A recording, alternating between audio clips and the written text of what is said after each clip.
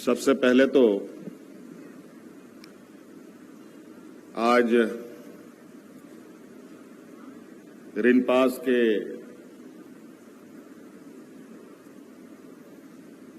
शताब्दी वर्ष के इस समारोह में उपस्थित सभी लोगों को मेरी ओर से बहुत बहुत शुभकामनाएं। मंच पर उपस्थित हमारे साथ केंद्रीय रक्षा मंत्री संजय सेठ जी, हमारे साथ मंत्रिमंडल सहयोगी इरफान अंसारी जी और जहां रिनपास अवस्थित है यहां के स्थानीय विधायक सुरेश कुमार बैठा जी और विधायक राजेश कच्छप जी, हमारे पूर्व मंत्री सुबोध कांत सहाय जी, स्वास्थ्य विभाग के सचिव सरकार के एसीएस अजय कुमार सिंह जी, रिनपास निदेशक अमूल रंजन सिंह जी और विशेष रूप से निभांस से आई हमारी वहां के निदेशक डॉक्टर प्रतिमा मूर्ति जी एवं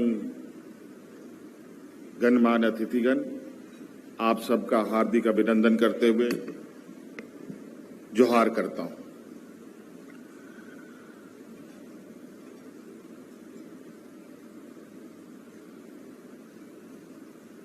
आज रिनपास का ये शताब्दी वर्ष है। पूरे 100 साल इस संस्था ने पूरे किए।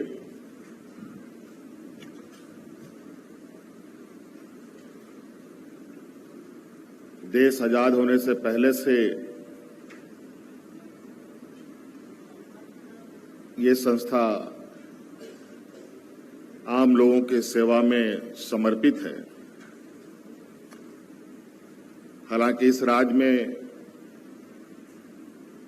इसी तरह का एक और संस्था सीआईपी भी यहां पर अवस्थित है।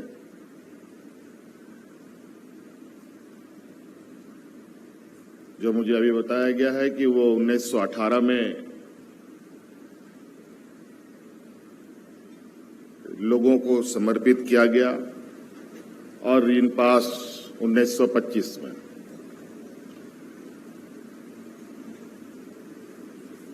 सीआईपी केंद्र सरकार के माध्यम से संचालित होती है और रिनपास राज्य सरकार के माध्यम से संचालित होती है।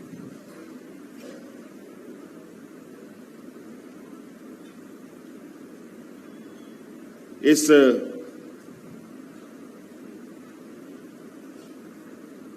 रिनपास का जो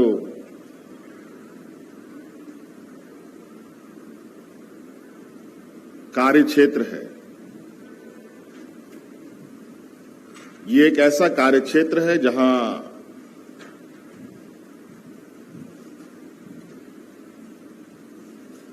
बहुत कम लोग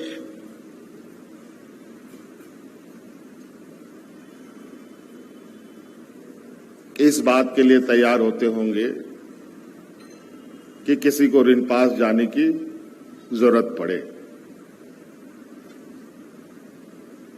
1925 में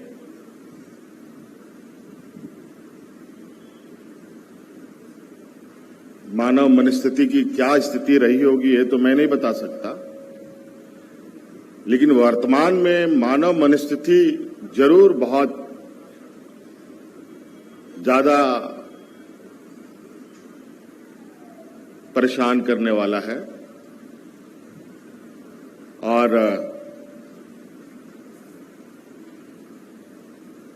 मुझे लगता है कि आने वाला समय ऐसे संस्थानों की भूमिका बहुत महत्वपूर्ण होने जा रही है।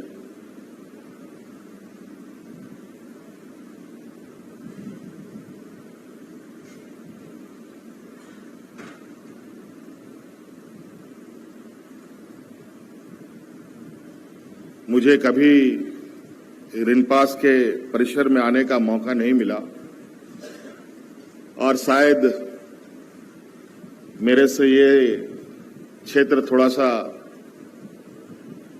छूट सा गया है और अभी बैठे बैठे मैं बहुत कुछ जानने की कोशिश कर रहा था,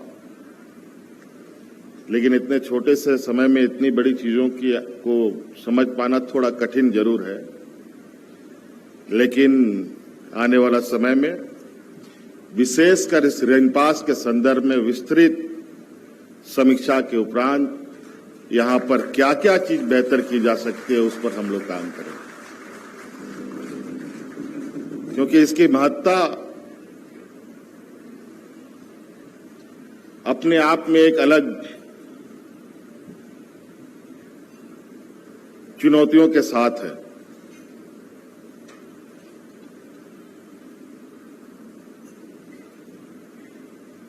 कई लोग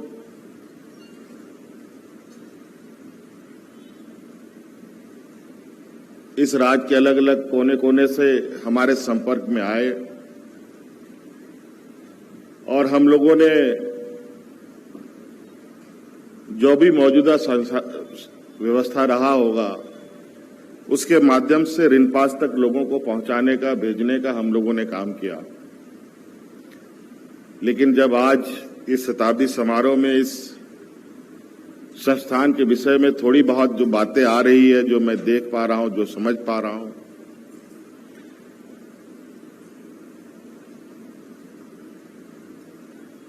इससे ये लगता है कि इस पर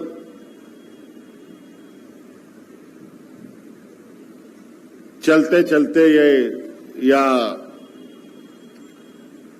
साधारण इस विषय को समझना गलती होगा, गलत कदम होगा और इसके लिए कहीं ना कहीं गंभीरता के साथ इस संस्थान के लिए काम करना होगा। यहां कितने व्यवस्थाएं हैं, कितने डॉक्टर्स हैं, कितने फैकल्टीज हैं, कितने नॉन टीचिंग स्टाफ हैं, कितने मरीज हैं, कितना लोग यहां इंडोर हैं, कितना आउटडोर हैं, कितने महिलाएं हैं, कितने पुरुष हैं, कितने बच्चे हैं, बहुत बड़ा इसका एक अलग दायरा है। और शायद जिन लोगों ने भी ऐसे संस्थानों की परिकल्पना की थी उनकी सोच बहुत दूर रही होगी।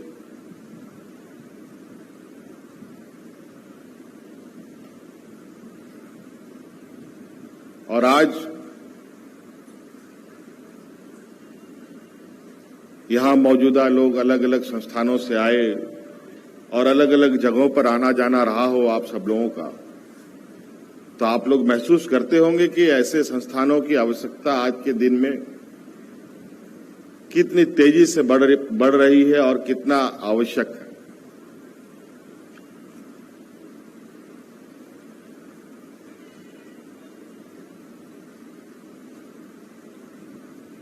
मुझे बताया गया यहां कुल 50 बच्चों का एडमिशन हर साल होने का था, लेकिन कतिपय कारणों से उन बच्चों में भी एडमिशन में भी कमी आई। क्या कारण है इसको जानने की आवश्यकता है और क्या कमी है इसको पूरा करने की आवश्यकता है। और आज के दिन में जिस तरीके से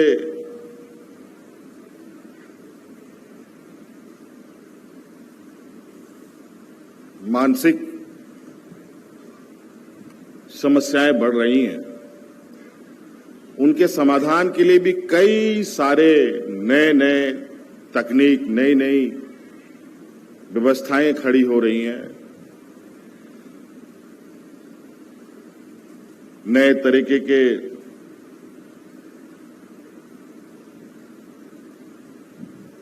संसाधन देश दुनिया में उपलब्ध है।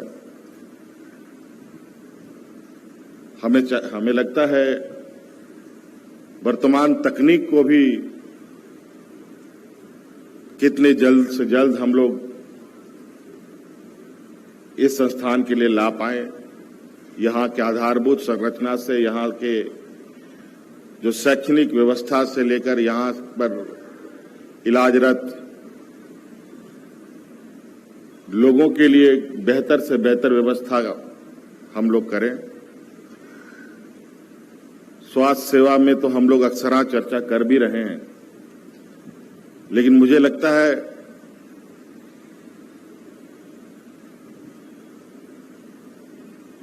मनोचिकित्सा के लिए भी विशेष ध्यान देने की आवश्यकता थी। अब चूंकि ये पहला दिन है जहां हम बहुत थोड़ा सा करीब से रिनपास के परिसर में हैं और उसी के शताब्दी वर्ष में यहां हम लोग एकत्रित हैं, और हम आपको आश्वस्त करते हैं कि बहुत जल्द रिनपास को बदलते हम देखेंगे और यहाँ के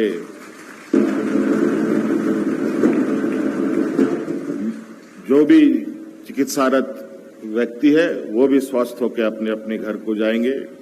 कई सारी बातें जैसे पूर्व में डायरेक्टर साहब ने बताया, हम लोगों ने कई वीडियो के माध्यम से भी देखा, कई लोग ऐसे हैं कि अपने परिवारजनों को यहीं पर छोड़कर चले जाते हैं, उनको लेने भी नहीं आते है। समाज के अंदर कई ऐसी चीजें हैं, कई ऐसी घटनाएं हैं जो हमारे जहन में हैं। मैंने उसको महसूस किया है, देखा है कि ऐसे स्थिति में किसी भी परिवारजनों की क्या स्थिति होती है और जो इस समस्या से गुजरता है उसकी क्या स्थिति होती है।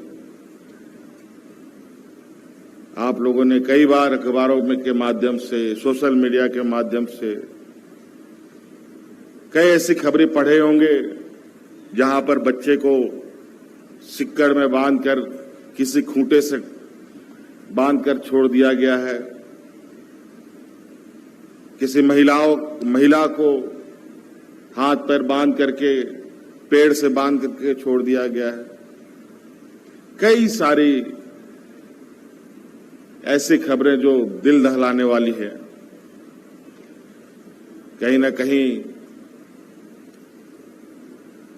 हमारी ये व्यवस्था तक उनका पहुंचना, उनका एक्सेस बहुत ही मुश्किल रहा है। इसको और सरल और लोगों को उत्साह कैसे इसके प्रति भी जगे, अवेयरनेस प्रोग्राम के साथ हम लोग आगे बढ़ेंगे। इसलिए बहुत ज्यादा विशेष नहीं कहते हुए आज यहाँ जितने भी छात्र छात्राएं हैं, यहाँ पर फैकल्टीज हैं, यहाँ के प्रबंधन हैं, सभी को आपके इस रिनपास के शताब्दी वर्ष के लिए मेरी ओर से ढेर सारी शुभकामनाएं। धन्यवाद। जोहार।